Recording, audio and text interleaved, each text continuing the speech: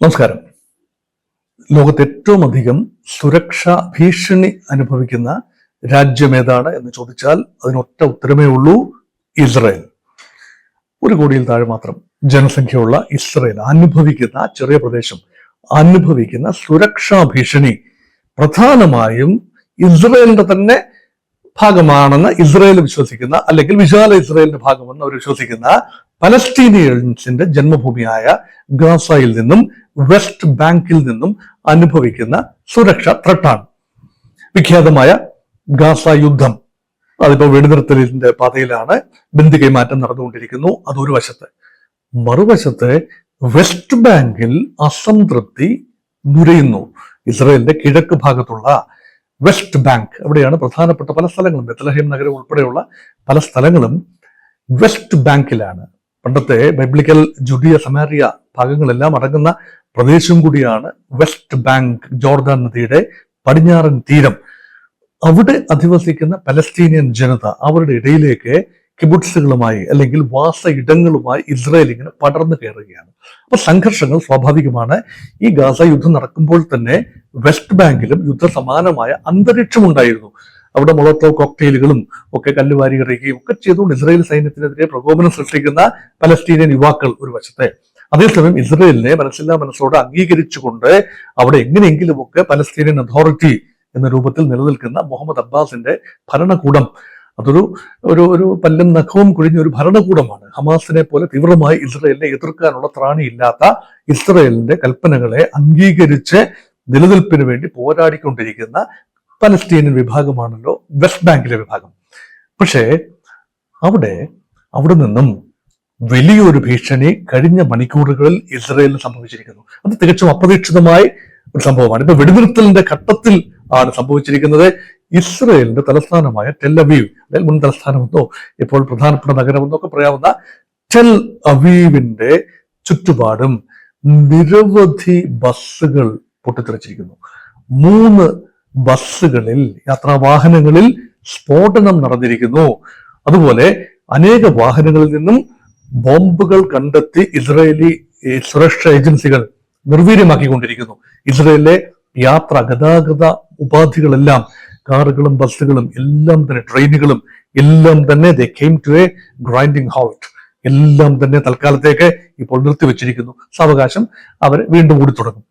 ഇതിനുള്ള കാരണം 9 മണിക്ക്, കഴിഞ്ഞ രാത്രി 9 മണിക്ക് നടന്ന സീരിയൽ സ്ഫോടനങ്ങളാണ്. യഥാർത്ഥത്തിൽ ഒരു കുറിപ്പ് അവിടെ കണ്ടെടുത്തു. ആ കുറിപ്പ് ഒരു ഒരു സൂചന നൽകുന്ന ഒരു കുറിപ്പാണ്. തുൽക്കറാമിന്റെ പ്രതികാരം. തുൽക്കറാം എന്ന് പറയുന്നത്, തുൽക്കറാം ബ്രിഗേഡ് എന്ന് പറഞ്ഞ് 2022 രൂപീകരിക്കപ്പെട്ട ഒരു തീവ്ര റാഡിക്കൽ ഇസ്ലാമിസ്റ്റ് സംഘടനയുണ്ട്. അതിന്റെ സ്ഥലം തുൽക്കറാം എന്ന് പറയുന്ന വെസ്റ്റ് ബാങ്കിലെ നഗരമാണ്. ഇപ്പൊ ജെനിൻ എന്ന നഗരം അതിന്റെ കിഴക്കാണ്. പിന്നെ നെത്തനിയ എന്ന് പറയുന്ന ഇസ്രായേലി നഗരം അതിന്റെ പടിഞ്ഞാറാണ്. അപ്പം ഇസ്രായേലിന്റെ അതിർത്തി പ്രദേശമായ പലസ്തീനിയൻ ഭൂമി തന്നെയായ വെസ്റ്റ് ബാങ്കിലെ തുൽക്കറാം കേന്ദ്രീകരിച്ച് പ്രവർത്തിക്കുന്ന ഒരു റെസിസ്റ്റൻസ് ഫോഴ്സ് ആണ്. അധികമൊന്നും കേട്ടിട്ടില്ലാത്ത ഈ സംഘടനയാണ് ഈ തീവ്ര ആക്രമണത്തിന്റെ, ഭീകരാക്രമണം എന്ന് ഇസ്രായേൽ വിശേഷിപ്പിക്കുന്ന ഈ സ്ഫോടന പരമ്പരയുടെ ഉത്തരവാദിത്വം ഏറ്റെടുത്തിരിക്കുന്നത്. ഇവിടെ മരണസംഖ്യ ഉണ്ടായിട്ടില്ല, മരണങ്ങൾ ഉണ്ടായിട്ടില്ല, ജീവൻ പൊലിഞ്ഞിട്ടില്ല, രക്തം ചിന്തിയിട്ടില്ല എന്ന് പറയുന്നത് ആശ്വാസകരം. പക്ഷേ ആയിരക്കണക്കിന് ആളുകൾക്ക് ജീവഹാനി സംഭവിക്കാവുന്ന ഒരു കാര്യമായിരുന്നു ഇത്. ഒരു ചെറിയ കാൽക്കുലേഷൻ പിഴവാണ് ഈ സംഭവം ചോരപ്പുഴ ഒഴുകാതെ മാറിപ്പോയത് എന്ന് പറയുമ്പോൾ സംഭവത്തിന്റെ ഗൗരവത്തെ നമുക്ക് കുറച്ച് കാണാനുമാവില്ല. ടൈമർ സെറ്റ് ചെയ്താണ് ബോംബ് സ്ഫോടനങ്ങൾ ആസൂത്രണം ചെയ്തത്. ആരാണോ ആ ബോംബ് ആസൂത്രണം ചെയ്തത്, ഈ പറയുന്ന തുൽക്കറാം ഫോഴ്സ് ആണോ, അതോ മറ്റാരെങ്കിലുമാണോ, ഇവരുടെ പേരിൽ മറ്റാരെങ്കിലുമാണോ, അതോ വഴിതെറ്റിക്കാൻ ചെയ്തതാണോ, അതൊക്കെ ഇനി അന്വേഷണത്തിൽ തെളിയേണ്ട കാര്യങ്ങളാണ്. തുൽക്കറാം ബ്രിഗേഡാണ് ഇതിന്റെ പിന്നിൽ പ്രവർത്തിച്ചത് എങ്കിൽ അവർക്ക് ടൈമർ തെറ്റിപ്പോയി. ഏറ്റവും അധികം ആളുകൾ ഓഫീസിലേക്കും സ്കൂളുകളിലേക്കും ജോലി സ്ഥലങ്ങളിലേക്കും പോകുന്ന സമയമാണ് രാവിലെ 9 മണി മുതൽ 10 മണി വരെയുള്ള സമയം. ആ സമയം ക്രമീകരിച്ചത് PM, AM എന്നത് PM ആയി മാറി. അങ്ങനെ രാത്രി 9 മണിക്ക് ബസ്സുകളെല്ലാം ഗരാജിൽ പാർക്ക് ചെയ്തിരുന്ന സമയത്താണ് തുരുതുര ബസ്സുകൾക്കുള്ളിൽ സ്ഫോടനം നടക്കുന്നത്. ഉടനെ തന്നെ സുരക്ഷാ ഏജൻസികൾ ഉണർന്നു പ്രവർത്തിച്ച് എല്ലായിടത്തേക്കും സെർച്ച് പോയി. പല ബസ്സുകളിൽ നിന്നും പല വാഹനങ്ങളിൽ നിന്നും സ്ഫോടക വസ്തുക്കൾ നിർവീര്യമാക്കപ്പെട്ടു. ഇതെല്ലാം തന്നെ പലസ്തീന്റെ മണ്ണിൽ, അതായത് വെസ്റ്റ് ബാങ്കിന്റെ മണ്ണിൽ ഇസ്രായേൽ സേനയ്ക്കെതിരെ വെസ്റ്റ് ബാങ്കുകാരായ തീവ്രവാദികൾ ഉപയോഗിക്കുന്ന തരത്തിലുള്ള ബോംബുകളാണ് എന്നതാണ് കണ്ടെടുത്ത ബോംബുകളുടെ പ്രത്യേകത. അതുകൊണ്ട് ഏതാണ്ട് ഇസ്രായേൽ സ്ഥിരീകരിച്ചിരിക്കുന്നു, ഇപ്രാവശ്യം ആക്രമണം വന്നത് ഹമാസിൽ നിന്നല്ല, മറിച്ച് കിഴക്ക് ഭാഗത്തെ വെസ്റ്റ് ബാങ്കിലെ ഏതോ ശക്തികളാണ് ആക്രമണത്തിന് പിന്നിൽ. ഇപ്പോൾ ഇസ്രായേലി സേന വെസ്റ്റ് ബാങ്കിലേക്ക് കണ്ണുവച്ചിരിക്കുകയാണ്. വലിയ തോതിലുള്ള ഇസ്രായേലി സൈനിക സാന്നിധ്യം, സൈനിക വിന്യാസം വെസ്റ്റ് ബാങ്കിന് നേരെ പോകുന്നു. അതുകൊണ്ട് ഇനിയിപ്പോൾ ഒരു കാര്യം ഉറപ്പാണ്, ഗാസ യുദ്ധ ഉടമ്പടി ഇവിടെ നിലവിലുണ്ട്. ഇപ്പോൾ അത് വളരെ ഫ്രജൈലാണ്. ബിന്ദു കൈമാറ്റം ഉൾപ്പെടെയുള്ള കാര്യങ്ങളിൽ ഒരുപാട് കീറാമുട്ടുകളുണ്ട്, സങ്കീർണതയുണ്ട്.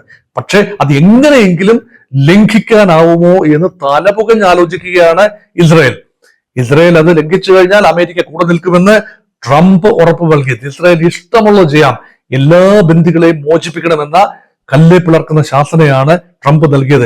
എല്ലാ ബന്ദികളെയും മോചിപ്പിച്ചിട്ടില്ല, ചില മതശരീരങ്ങളാണ് കഴിഞ്ഞ ദിവസം കൊടുത്തുവിട്ടത് എന്നതും ഒരു കോൺട്രവേഴ്സി തന്നെയാണ്.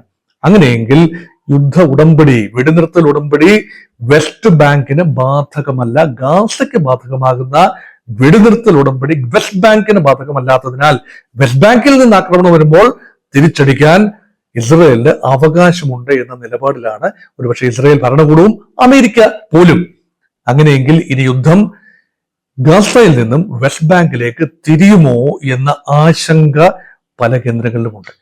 അതുകൊണ്ട് മറഞ്ഞിരിക്കുന്ന ഏതോ ശക്തികൾ, ഇത് വെസ്റ്റ് ബാങ്കിന്റെ ഭാഗത്ത് നിന്ന് വന്ന ഒരു കുത്തിത്തിരിപ്പാണ് എന്ന രീതിയിലല്ല ഞാനതിനെ കാണുന്നത്, മറിച്ച് ഈ യുദ്ധം ഒരു കാരണവശാലും അവസാനിക്കാതെ മധ്യപൗരസ്ത്യ പ്രദേശത്തെ എക്കാലത്തും അശാന്തി ഉണ്ടാകണമെന്ന് ആഗ്രഹിക്കുന്ന ചില ചിദ്രശക്തികൾ വീണ്ടും ഇസ്രയേലിന്റെ ഈ മുറിവിന് പുറത്ത് മരുന്നരച്ചു, അതായത് എരിവരച്ചു പുരട്ടുന്ന, മുളകരച്ചു പുരട്ടുന്ന ഒരു നടപടിയായി ഇതിനെ കാണാം. ഇസ്രായേൽ എന്തു പറഞ്ഞാലും, എത്ര ചെറിയ പ്രകോപനമുണ്ടെങ്കിലും അതിന്റെ 10 ഇരട്ടി വർദ്ധിത വീര്യത്തോടുകൂടി ആക്രമിക്കുന്ന, തിരിച്ചടിക്കുന്ന ഒരു പാരമ്പര്യമാണ് ഇസ്രായേലിനുള്ളത്. ഐക്യരാഷ്ട്രഘടന പോലും പറയുന്നു, ആക്രമിക്കപ്പെട്ടാൽ തിരിച്ചടിക്കാനുള്ള അവകാശം അംഗരാജ്യങ്ങൾക്കുണ്ട്. UN ചാർട്ടർ അനുസരിച്ച് അങ്ങനെയാണ്. അപ്പൊ ഇതുപയോഗിച്ചുകൊണ്ട് ഇസ്രായേലിനെ പാലസ്തീനിലേക്ക്, അതായത് വെസ്റ്റ് ബാങ്ക് പ്രദേശമായ പാലസ്തീനിലേക്ക് കൂടി തിരിയുമോ എന്നതാണ് ഏവരെയും കുഴക്കുന്ന ഒരു ചോദ്യം. അതുകൊണ്ട് ഇപ്പോൾ നിലവിൽ സ്ഥിതിഗതികൾ സങ്കീർണമാണ്. ഈ ന്യായം പറഞ്ഞുകൊണ്ട്, ഇങ്ങനെയുള്ള ന്യായങ്ങൾ പറഞ്ഞുകൊണ്ട് ഒരുപക്ഷെ 2ാം ഘട്ട വെടിനിർത്തൽ, ഏതാനും ദിവസങ്ങൾക്കുള്ളിൽ നിലവിൽ വരേണ്ട 2ാം ഘട്ട വെടിനിർത്തലിൽ നിന്നും ഇസ്രായേൽ പിന്നോട്ട് പോകുമോ? അതിന് അമേരിക്ക പൂർണ്ണ പിന്തുണ നൽകുമോ? ഇതൊക്കെ ഒരുപക്ഷെ അങ്ങനെ ആയിരിക്കാനുള്ള സാധ്യതയുണ്ട്.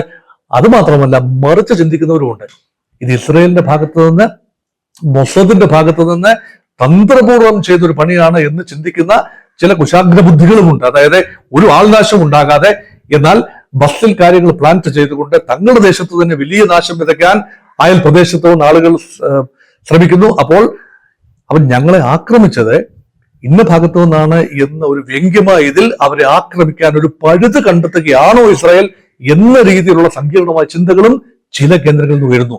എന്തു തന്നെയായിരുന്നാലും സ്ഥിതിഗതികൾ ശാന്തം ആയിട്ടില്ല, കനലുകൾ അടങ്ങിയിട്ടില്ല. ഇത് പൊട്ടിത്തെറിച്ചുകൊണ്ടേയിരിക്കുന്നു.